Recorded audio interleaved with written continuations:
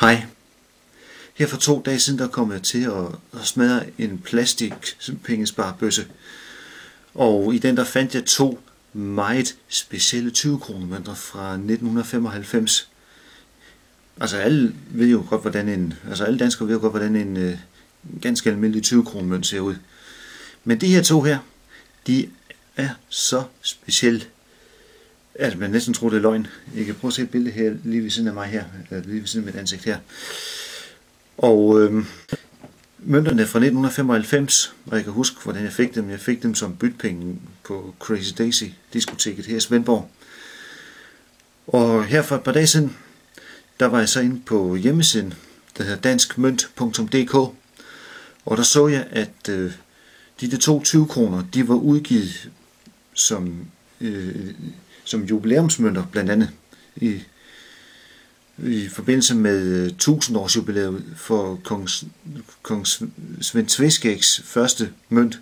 Det er så den første danske mønt, som kong Tveskæg han udgav.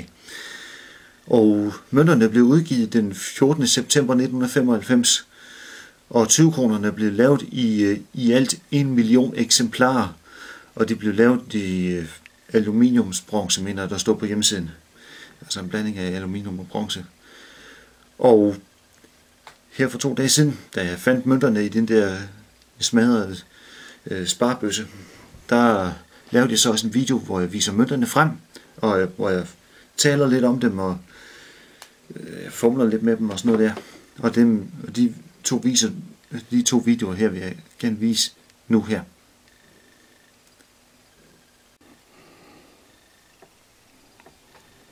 Ja, det er i dag tirsdag den 19. august 2014, og klokken den er 20 minutter i 10 om formiddagen. Og jeg har lige smadret en gammel hvad nu det hedder, en gammel sparebøsse hedder det.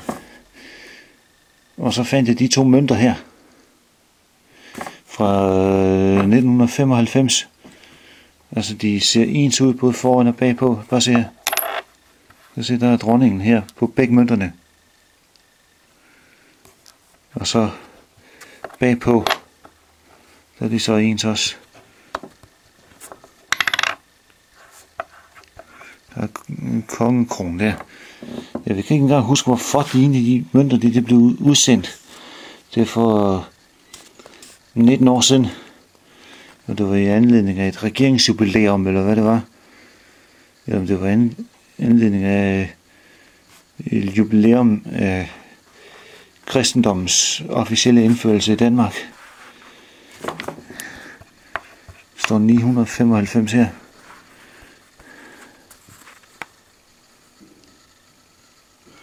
(1995) og 1995. Så 20 kroner pålydende værdi. Ja.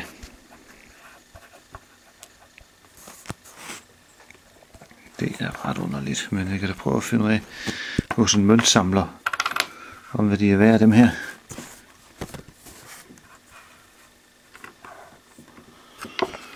Eller om jeg skal gå ned i min bank, Sydbank, for at finde ud af. De kan hjælpe mig med at finde ud af, hvad de er værd af dem her.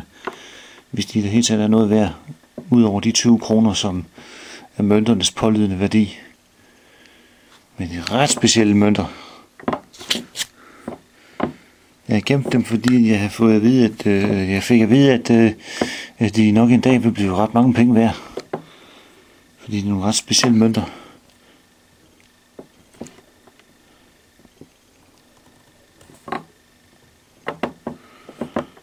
For helvede, nu er billedet lidt blight. Kommer der pludselig.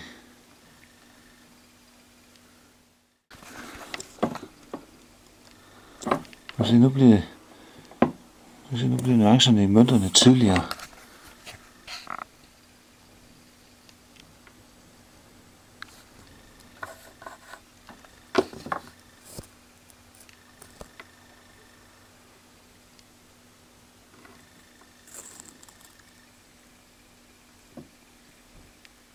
det er stadigvæk tirsdag den 19. august 2014. Og klokken er nu ved at være godt og vel 9:15 om formiddagen. Ja.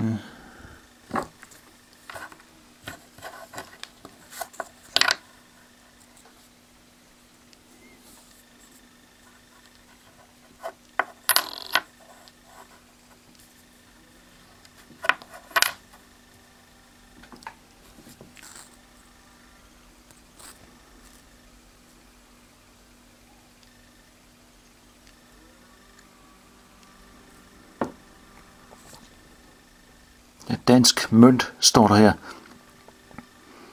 20 kroner står der der. Og så kommer årstallet her 995.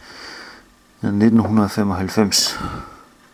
Altså det er så lige en tidsperiode på 1000 år.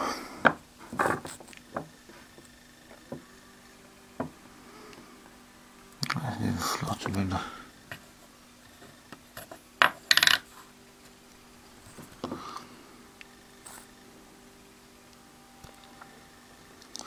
Ja, desværre kan man ikke se her på filmen her, at de faktisk er messingfarvet. De er mere sådan grå, rødgrå her i videoen. Rødgrå. Hvorimod, hvis man ser det med de blotte øjne, så er de faktisk guldfarvet. Guldgyldne.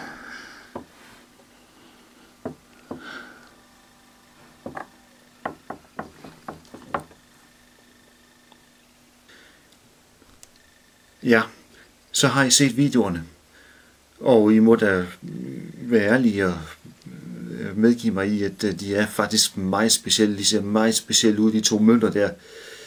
Og det jeg gerne vil vide, det er, hvor meget er de værd i dag? Altså når de kun var udgivet i 1 million eksemplarer, så må de jo være noget værd. De der to 20 kroner mønter. Og altså er de 100 kroner værd per stykke, eller er de 500 kroner værd per stykke, eller er de måske mere end 1000 kroner værd per stykke? Jeg håber, at de er der noget værd, udover den pålydende værdi på 20 kroner. Så jeg håber, at der er nogen, der kan fortælle mig noget som helst, altså nogle møntsamlere eller nogle museer, som kan fortælle mig om, hvor mange eksemplarer der er tilbage i de der mønter der. Og i så fald, hvor meget de er værd. Kontakt mig. Skriv i kommentarfeltet nedenunder videoen her. Så jeg håber, at I hører noget fra nogle seriøse mennesker. Hej hej.